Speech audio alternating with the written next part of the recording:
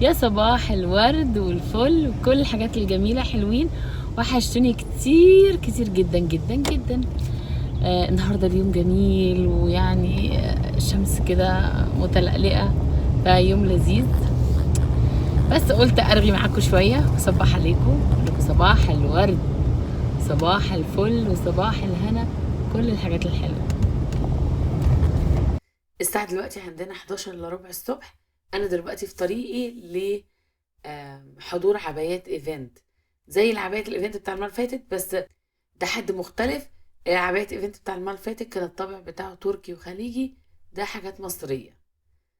هاي ازيكم، انا اسمي هدير. مقيمه في اجاستا جورجيا. عندي البيزنس بتاع الطرح يعني شو حاجه المحجبات بقالي 3 سنين دلوقتي. والحمد لله انا كنت بادئه ان انا اتعامل مع مصنع ومكتب واحد، بس دلوقتي ما شاء الله بجيب من مصانع كتير ومكاتب كتير، وبجيب من صفح مشهوره في مصر.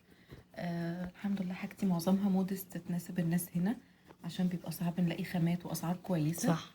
طب انت عندك صفحة مثلا او عندك، يعني لو حد عايز عجبته حاجة من الحاجات دي يجيلك ازاي انا الصفحه او والله يتواصل على معاكي ازاي؟ الفيسبوك، اسمها حجاب بوتيك جورجيا.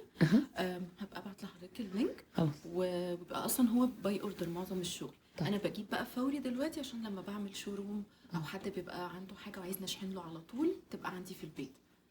هسيب لكم التفاصيل بتاعه الصفحة بتاعتها في الديسكريبشن بوكس، للي حابب يخش ويتفرج ويشوف الاسعار والكلام ده كله.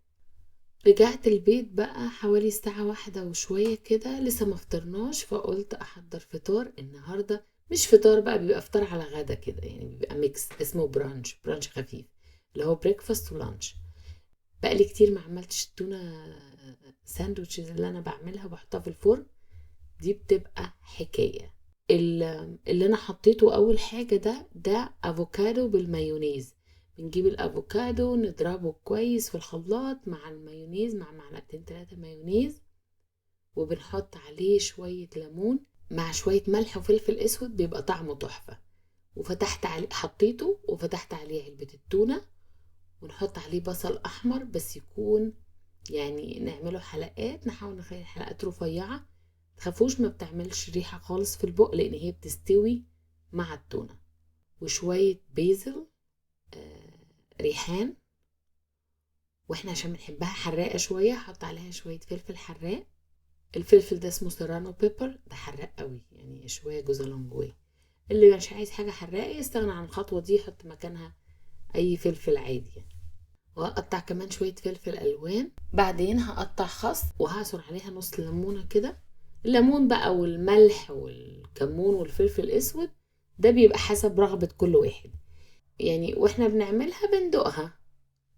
اللي عايز بقى يزود شوية ليمون، اللي يقلل ليمون، دي حاجة براحتكم. ممكن تحطوا عليها كمان سيلانترو اللي هو الكزبرة الخضراء، برضو بيبقى طعمها حلو قوي. انا عشان حطيت بيزل وانا بحب طعم البيزل فيها، فخلاص هي كده كويسة. بعد كده هنحط شوية ملح، شوية فلفل اسود، وشوية كمون. هنقلبهم كويس، وبعد كده هنحط عليهم شوية لوز اللي هو متقطع شرايح، واللي هو الموند فليكس. وكمان هنحط عليهم شوية شريدد تشيز، اي نوع شريدد تشيز انتوا بتحبوه، اي نوع جبنة اللي هي المبشورة دي انتوا بتحبوها استخدموها. وجبة مغذية جدا جدا ومفيدة، ومش هنحتاج اي حاجة تانية جنبها. هي كده يعني سلطة على تونة على ليمون بصل افوكادو، كل الحاجات دي مفيدة جدا للشعر وللعين وللجلد. وطبعا اللوز معروف اهميته للجلد. ممكن نستغنى عن اي حاجة من الحاجات دي ونستبدلها باي حاجة تانية تعجبكم. اخر خطوة بقى فاضلة، بنحط الحاجات دي، بنجيب اي نوع عيش، فينو، اي نوع عيش انتوا بتحبوه، وهنقطعه ونحط عليه. ممكن نحط لو عندك رغيف بحاله مدور وعايز تعمليها زي رغيف البيتزا كده كبيرة، ممكن. انا بحب اقطعه يعني حتت كده، وابدا احط عليه التونة وازقها في الفرن.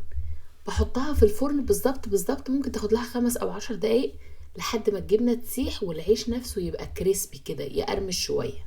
جربوها وبألف صحة وهنا على قلبكم.